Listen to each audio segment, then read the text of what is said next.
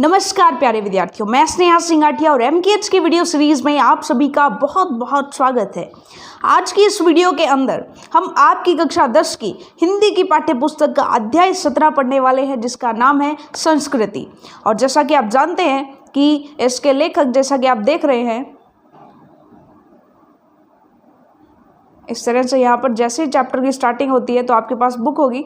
आप जब बुक में देखेंगे तो इसके जो लेखक है उनका नाम है भदंत आनंद कौशल्यायन, ठीक है, जिनका जन्म सन 1905 में पंजाब के अंबाला जिले के सोहाना गांव में हुआ। देखिए, हम यहाँ बिल्कुल स्टार्टिंग से कुछ इस तरीके से पढ़ना स्टार्ट कर रहे हैं।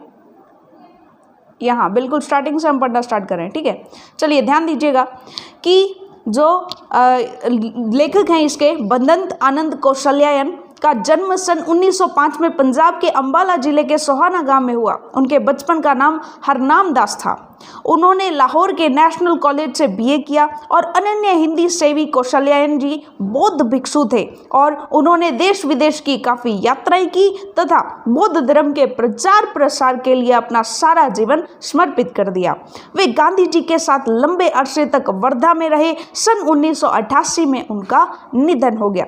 अगर इनकी रचनाओं के बारे में बात करें तो भदंत आनंद कौशल्यायन की 20 से अधिक पुस्तकें प्रकाशित हैं, जिनमें भिक्षु के पत्र, जो भूल न सका, आह, ऐसी दरिद्रता, बहानेबाजी, यदि बाबा ना होते, रेल का टिकट, कहाँ क्या देखा आदि प्रमुख है।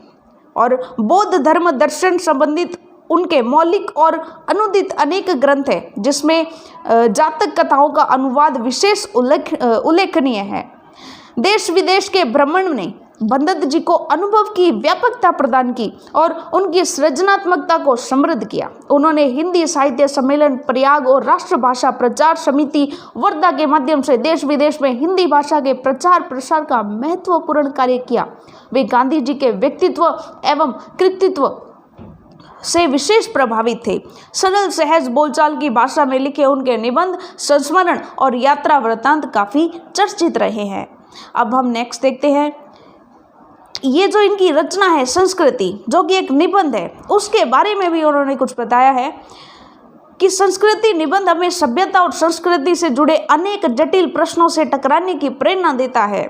इस निबंध में भदंत आनंद कौशल्यायन जी ने अनेक उदाहरण देकर यह बताने का प्रयास किया है कि सभ्यता और संस्कृति किसे कहते हैं, दोनों एक ही वस्तु हैं या अलग अलग। वे सभ्यता को संस्कृति का परिणाम मानते हुए कहते हैं कि मानव संस्कृति अविभाज्य वस्तु है। उन्होंने संस्कृति का बंटवारा करने वाले लोगों पर आश्चर्य होता है और दुख भी।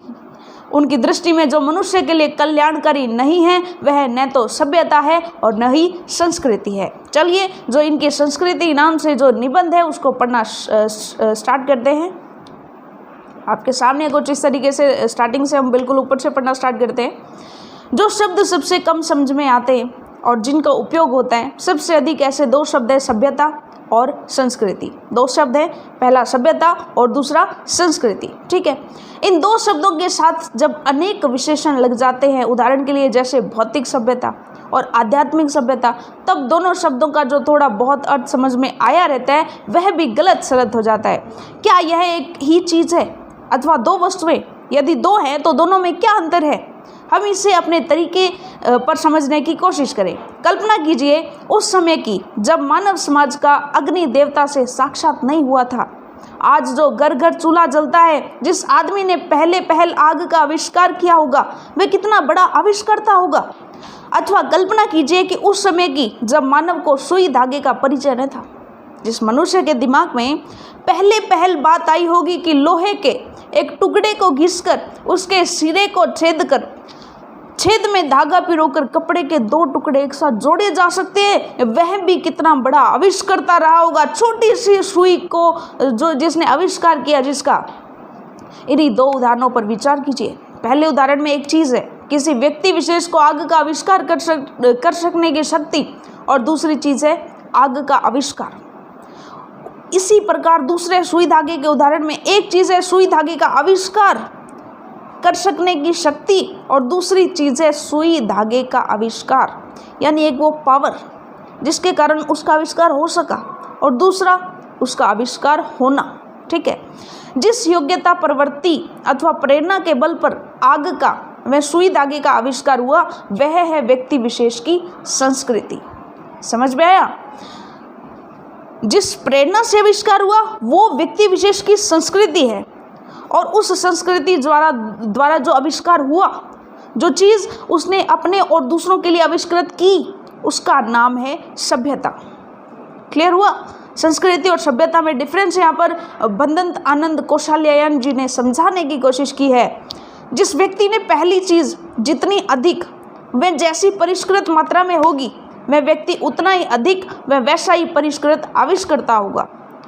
एक संस्कृत व्यक्ति किसी नई चीज़ की खोज करता है, किंतु उसकी संतान को वह अपने पूर्वज से अनायासी मतलब बिना प्रयत्न किए ही प्राप्त हो जाती है। जिस व्यक्ति की बुद्धि ने अथवा उसके विवेक ने किसी भी नए तथ्य का दर्शन किया, वह व्यक्ति ही वास्तविक संस्कृत व्यक्ति है, और उसकी संतान जिसे अपने पूर्वज से वह वस्तु अनायासी प्राप्त हो गई है, वह अपने पूर्वज की भांति सभ्य भले ही बन गए, संस्कृत नहीं कहला सकता। यानी ओरिजिनली जिसने आविष्कार किया वो संस्कृति उसमें निवास करती है, और उसका जो परिणाम निकला, जिन्होंने बिना प्रयत्न के उसको ग्रहण कर लिया, हालांकि वो भी उसका पालन करते हैं, आग का हम आज यूज़ करते हैं, तो वो हमारी सभ्यता बन गई। लेकिन पहल जिसने आविष्कार किया था वो उसकी संस्कृति थी। तो एक आधुनिक उदाहरण ले, न्यूटन ने गुरुत्वाकर्षण के सिद्धांत का आविष्कार किया था। वह संस्कृत मानव था, उसने आविष्कार किया इसलिए वो संस्कृत मानव था। आज के युग का भौतिक विज्ञान का विद्यार्थी न्यूटन के गुरुत्वाकर्षण से तो परिचित है ही, लेकिन उसके साथ उसे और भी अनेक बातों का ज्ञान प्राप्त है जिन्हें शायद न्यूटन नहीं जानता था। ऐसा होने पर भी हम आज के भौतिक विज्ञान के विद्यार्थी को न्यूटन की अपेक्षा अधिक सभ्य भले ही कह सके, पर न्यूटन जितना संस्कृत नहीं कह सकते। समझ में आया? आग के आविष्कार में कदाचित पेट की ज्वाला की प्रेरणा एक कारण रही। सुई धागे के आविष्कार में शायद शीतोष्ण से बचने, शरीर को सजाने की प्रवृत्ति का विशेष हाथ रहा। अब कल्पना कीजिए उस आदमी की जिसका पेट भरा है, जिसका तन ढका है, लेकिन जब वह खुले आकाश के नीचे सोया हुआ रात के जगमगाते तारों को देखता है, तो उसको केवल इसलिए नींद नहीं आती क्योंकि वह यह जानने के लिए परेशान है कि आखिर यह मोती भरा थाल क्या है। पेट भरने और तन ढकने की इच्छा मनुष्य की संस्कृति की जननी नहीं है। पेट भरा और तन ढका होने पर भी ऐसा मानव जो वास्तव में संस्कृत है, निठल्ला नहीं बैठ सकता। हमारी सभ्यता का एक बड़ा अंश हमें ऐसे संस्कृत आदमियों से ही मिला है। अगर वो उस समय में संस्कृत नहीं होते तो क्या वो नई जो खोज है, जो नए आविष्कार है वो करते, और क्या हम आज इतना सभ्य जीवन जी पाते? बिल्कुल नहीं, क्योंकि सभ्यता जो है ना वो संस्कृत का परिणाम है। होपफुली आपको यहाँ तक समझ में आ गया होगा। आगे बढ़ते हैं। जिनकी चेतना पर स्थूल भौतिक कारणों हमारी सभ्यता का एक बड़ा अंश हमें ऐसे संस्कृत आदमियों से ही मिला है जिनकी चेतना पर स्थूल भौतिक कारणों का प्रभाव प्रधान रहा है, किंतु उसका कुछ हिस्सा हमें मनुष्यों से भी मिला है, जिन्होंने तथ्य विशेष को किसी भौतिक प्रेरणा से वशीभूत होकर बल्कि उनके अपने अंदर की सहज संस्कृति के कारण ही प्राप्त किया है। रात के तारों को देखकर न सो सकने वाला मनीषी हमारे आज के ज्ञान का ऐसा ही प्रथम पुरुष करता था। मतलब जो पहले के मनुष्य थे उन्होंने कुछ अनुमान लगाए थे, और वो अनुमान आज साइंटिफिकली ट्रू होते जा रहे हैं। समझ में आया? यानी एक्चुअल में वास्तव में उनके जो प्रथम पुरस्कर्ता हैं वो तो वही लोग माने जाते हैं। भौतिक प्रेरणा, ज्ञानेप्सा, क्या ये दो ही मानव संस्कृति के माता पिता हैं? यानी एक तो भौतिक प्रेरणा मिलती रहे अपने आंतरिक ज्ञान से ही हमें, या हमें ऐसा लगे जैसे न्यूटन को विचार आया, ठीक है, तो न्यूटन ने कुछ सपना लिया। न्यूटन को कैसे विचार आया कि मैं इसके बारे में सोचूं, या कैसे विचार है कि ऐसा कोई सार्वत्रिक बल लग रहा है? उसको भौतिक प्रेरणा मिली, और जब उसने परिणाम करके देखे तो जो उसको प्रेरणा मिली वो वास्तव में सच निकली। और ज्ञानेप्सा यानी ज्ञान प्राप्त करने की इच्छा, क्या ये दो ही मानव संस्कृति के माता पिता हैं? दूसरे के मुंह में कोर डालने के लिए जो अपने मुंह का कोर छोड़ देता है, उसको यह बात क्यों और कैसे सूझती है, कैसे सूझती है कि सामने वाले को भूख लगी। रोगी बच्चे को सारी रात गोद में लिए जो माता बैठी रहती है, वह आखिर ऐसा क्यों करती है। सुनते हैं कि रूस का भाग्य विधाता लेनिन अपनी डेस्क में रखे हुए डबल रोटी के सूखे टुकड़े समय न खाकर दूसरों को खिला दिया करता था। वह आखिर ऐसा क्यों करता था। संसार के मजदूरों को सुखी देखने का स्वप्न देखते हुए कार्ल मार्क्स ने अपना सारा जीवन दुख में बिता दिया। और इन सबसे बढ़कर आज से 2500 वर्ष पूर्व सिद्धार्थ ने अपना घर केवल इसलिए त्याग दिया कि किसी तरह तृष्णा के वशीभूत लड़ती करती मानवता सुख से रह सके। हमारी समझ में मानव संस्कृति की जो योग्यता आग और सुई धागे का आविष्कार कराती है, वह भी संस्कृति है। जो योग्यता तारों की जानकारी कराती है, वह भी है। और जो योग्यता किसी महामानव से सर्वस्व त्याग कराती है, वह भी हमारी संस्कृति ही है। और सभ्यता है संस्कृति का परिणाम। हमारे खाने पीने के तरीके, हमारे ओढ़ने पहनने के तरीके, हमारे गमनागमन के साधन यानी आवागमन के साधन, हमारे परस्पर कट मारने के तरीके, सब हमारी सभ्यता है जो हमारे पुराने लोगों ने संस्कृति से डेवलप की है। मानव की जो योग्यता उससे आत्म विनाश के साधनों का आविष्कार कराती है। हम उससे उसकी संस्कृति कहें या असंस्कृति, यानी आविष्कार अगर गलत दिशा में किया जाए तो हम उसे संस्कृति कहें या असंस्कृति कहें। और जिन मानवों के बल पर वह दिन रात आत्म विनाश में जुटा हुआ है, उन्हें हम उसकी सभ्यता समझे या असभ्यता। संस्कृति का यदि कल्याण की भावना से नाता टूट जाए तो वह असंस्कृति होकर ही रहेगी। और ऐसी संस्कृति का अवश्य भावी परिणाम असभ्यता के अतिरिक्त दूसरा क्या होगा।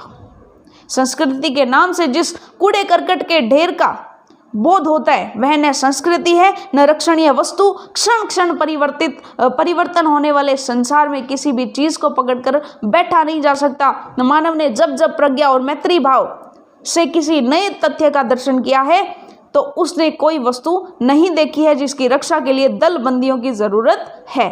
तो मानव संस्कृति एक अविभाज्य वस्तु है और उसमें जितना अंश कल्याण का है, वह अकल्याणकार की अपेक्षा श्रेष्ठ ही नहीं, स्थायी भी है। यानी मानव संस्कृति में कल्याण जो है वही मेन ध्येय होना चाहिए। तो कितना वास्तविक और कितना अद्भुत ये निबंध था और कितना हमें ज्ञानवर्धन था हमारे लिए और कितनी प्रेरणादायक था। तो चलिए अब इसके प्रश्न अभ्यास हम कर लेते हैं। चलिए तो एक शानदार सी पीडीएफ आपके सामने, आपके अध्याय 17 जिसका नाम है संस्कृति, और उसका पहला प्रश्न है कि लेखक की दृष्टि में सभ्यता और संस्कृति की सही समझ अब तक क्यों नहीं बन पाई है। तो लेखक की दृष्टि से सभ्यता और संस्कृति शब्दों की सही समझ अब तक इसलिए नहीं बन पाई क्योंकि लोग सभ्यता और संस्कृति शब्दों का प्रयोग तो खूब करते हैं, पर वे इनके अर्थ के बारे में भ्रमित रहते हैं। वे इनके अर्थों को जानने समझे बिना मनमाने ढंग से इनका प्रयोग करते हैं। इन शब्दों के साथ भौतिक और आध्यात्मिक विशेषण लगाकर इन्हें और भी भ्रामक बना देते हैं। ऐसी स्थिति में लोग इनका अर्थ अपने अपने विवेक से लगा लेते हैं। इसे स्पष्ट है कि इन शब्दों के सही अर्थ का समझ अब तक नहीं बन पाई है। अगला प्रश्न है, आग की खोज बहुत बड़ी खोज क्यों मानी जाती है। इस खोज के पीछे रही प्रेरणा के मुख्य स्रोत क्या रहे होंगे। तो आग की खोज एक बहुत बड़ी खोज इसलिए मानी जाती है क्योंकि इससे मनुष्य की जीवन शैली और खाने पाने में बहुत बदलाव आया। दूसरे मनुष्य के पेट की ज्वाला अधिक सुविधाजनक दूसरा क्या हुआ कि मनुष्य के पेट की जो ज्वाला है वो अधिक सुविधाजनक ढंग से शांत होने लगी। इससे उसका भोजन स्वादिष्ट बन गया और उसे सर्दी भगाने का साधन मिल गया। इसके अलावा प्रकाश और आग का भेद दिखाने से जंगली जानवरों के खतरे में कमी आई। आग ने मनुष्य के सभ्य बनने का मार्ग प्रशस्त कर दिया।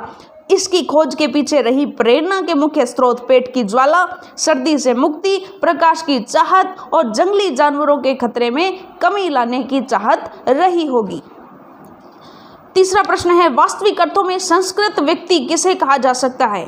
यानी कि संस्कृति से ओतप्रोत जो व्यक्ति होगा उसे बोलेंगे संस्कृत व्यक्ति। तो वास्तविक अर्थों में संस्कृत व्यक्ति कौन कहलाएगा।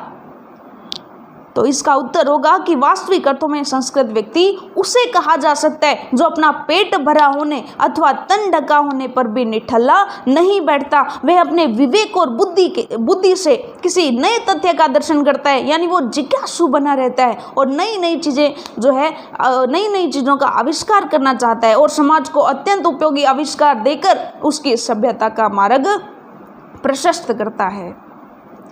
उदाहरणार्थ, न्यूटन संस्कृत व्यक्ति था जिसने गुरुत्वाकर्षण के सिद्धांत की खोज की। इसी तरह सिद्धार्थ ने मानवता को सुखी देखने के लिए अपनी सुख सुविधा छोड़कर जंगल की ओर चले गए थे। ठीक है, तो वास्तविक अर्थों में इन्हीं सब लोगों को जो है संस्कृत व्यक्ति कहा जा सकता है। अगला प्रश्न है, न्यूटन को संस्कृत मानव कहने के पीछे कौन से तर्क दिए गए हैं?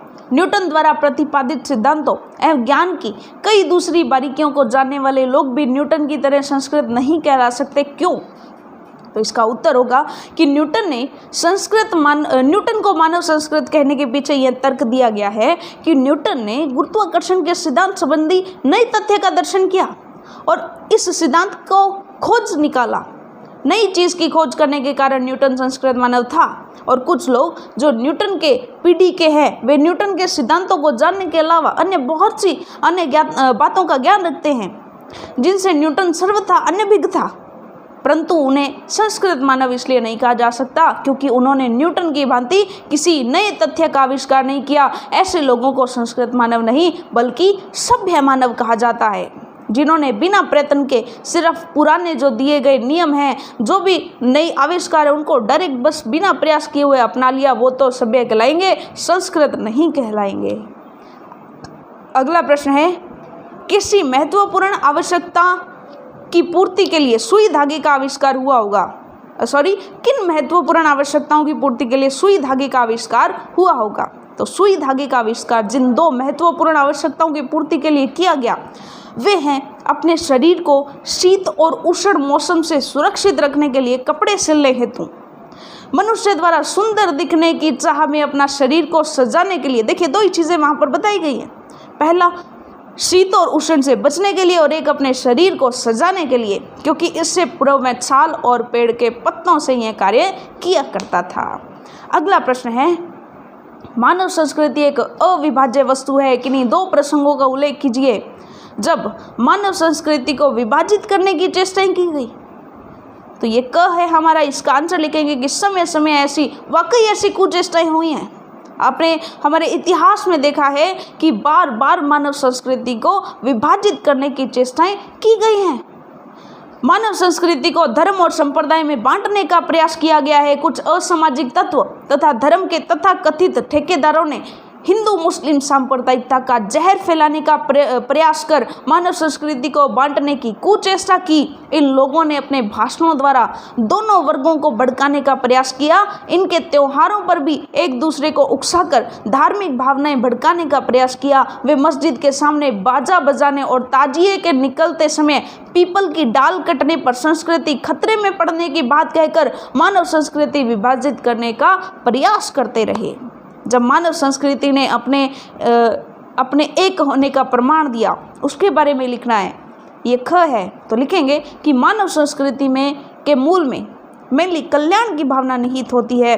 इस संस्कृति में अकल्याणकारी तत्वों के लिए स्थान नहीं है। समय समय पर लोगों ने अपने कार्यों से इसका प्रमाण भी दिया है, जैसे भूखे व्यक्ति को लोग अपने हिस्से का भोजन खिला देते हैं, बीमार बच्चे को अपनी गोद के लिए माता सारी रात गुजार देती है। कार्ल मार्क्स ने आजीवन मजदूरों के हित में संघर्ष किया। लेनिन ने अपनी डेस्क की ब्रेड भूखों को खिला दिया। सिद्धार्थ मानव को सुखी देखने के लिए राजा के सारे दुख छोड़कर ज्ञान प्राप्ति के लिए जंगल चले गए थे, है ना। तो ये सब वो प्रयत्न थे जब मानव संस्कृति ने अपने एक होने का प्रमाण दिया। अगला प्रश्न है, प्रश्न 7, आशय स्पष्ट कीजिए। मानव की जो योग्यता उससे आत्म विनाश के साधनों का आविष्कार कराती है, हम उसे उसकी संस्कृति कहें या असंस्कृति, इसका क्या आशय है? तो हमें स्पष्ट करना है कि सुई धागे का आविष्कार जिन दो महत्वपूर्ण आवश्यकताओं की पूर्ति के लिए किया गया है वे हमारे शरीर को शीत और उष्ण मौसम में सुरक्षित रखने के लिए कपड़े सिलने हेतु किया गया है। मनुष्य द्वारा सुंदर दिखने की चाह में अपने शरीर को सजाने के लिए, क्योंकि इससे पूर्वीय छाल एवं पेड़ के पत्तों से यह कार्य किया करता था। तो ये होपफुली ये जो पूरा का पूरा अध्याय है ये आपको समझ में आया होगा, और इसी के साथ आपकी हिंदी की पाठ्य पुस्तक का ये अंतिम अध्याय था। और अब मिलते हैं आपके जो हिंदी की जो व्याकरण का जो वीडियोस रहेंगी उसके अंदर, ठीक है। तो होपफुली ये चैप्टर आपको अच्छे से समझ में आया होगा। धन्यवाद।